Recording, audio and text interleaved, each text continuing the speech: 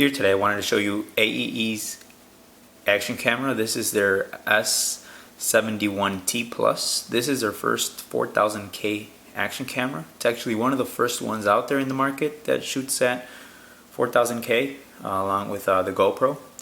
But with that being said, as it's one of the first that does have 4000K, it only does it at 15 frames per second. So you have to watch what you shoot at that quality due to it only being 15 frames per second.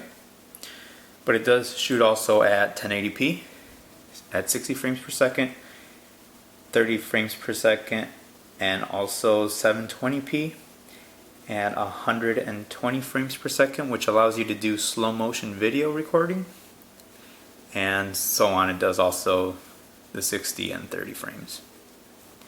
So let me show you what was included in this box. So first of all, here we have the camera. It's a pretty small camera.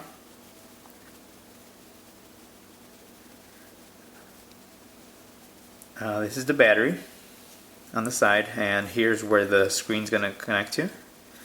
So the battery, you simply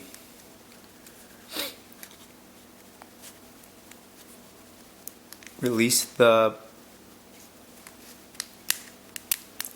clip and the battery comes out. So it is a fairly big battery, so you don't have to worry about it dying on you out there while you're shooting. I believe it has about a 2-hour shooting life. So there it is. So also included, we have the touch LCD screen, which is a fairly nice feature. Some of the other action cameras out there don't have an LCD screen, so you can't really tell where you're shooting and you can't center it. But this one, you just clip it on, clips in, and that's it. Move the box so it allows me to focus a little better. Alright, there we go. So here in the front we have the on and off switch. We have a switch for the G-shock sensor. We have a toggle switch here for, I believe they call their active lighting mode, and the Wi-Fi on and off switch. So this one does have Wi-Fi built in, so you can control it via its app, or you can control it via a remote that's included in the camera, with the camera. So let me show you the rest of the accessories. Here we have the waterproof case, and this waterproof case does come with an extra back door. The back door is for if you have the LCD screen attached, and it's fairly easy to remove. You just pull it all the way back and it snaps right off. And to put the other one back on, same steps.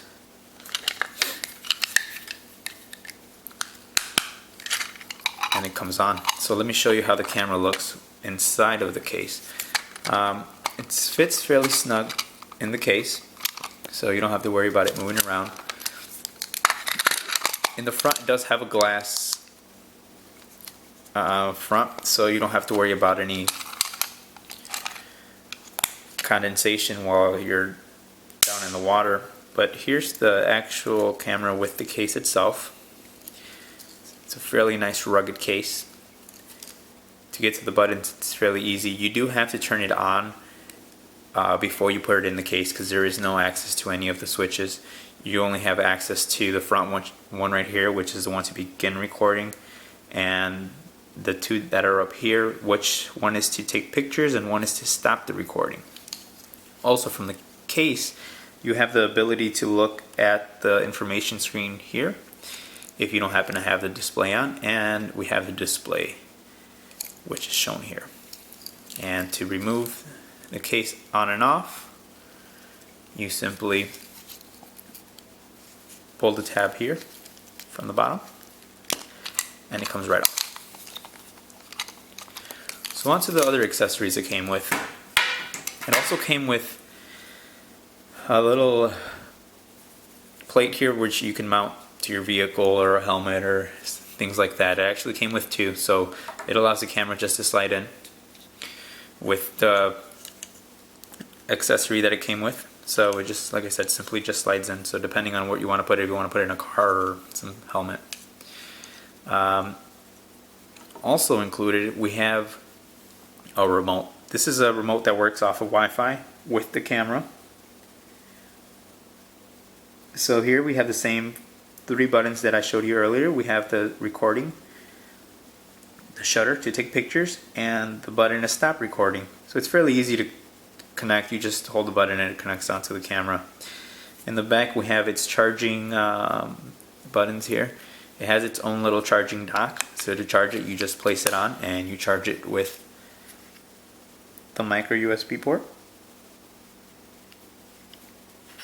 Also included, we have some little stickers that it came with, a little CD drive for instructions and their introduction book, as well as a quick starting book guide. Also we have a little elastic band, micro USB cord, and a mini USB cord, which is I have over here. This camera actually charges with the mini, not with the micro, so keep that in mind. Also, we have here for the little remote an actual little band to use as like a watch if you want to put that on yourself and use it outdoors, and you don't have to worry about where it's at. You have it here all the time. So back to the camera. So like I said, in the front we have the power toggle. So to do that, simply turn it on.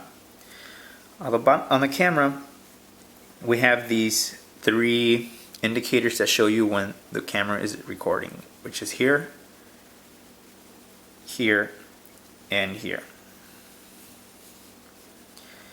In the back we have the touch display, so you can enter the menu by going in here. You can choose what kind of quality you want to shoot at. Like I said, it has 720p. Let's see if I can get it to focus.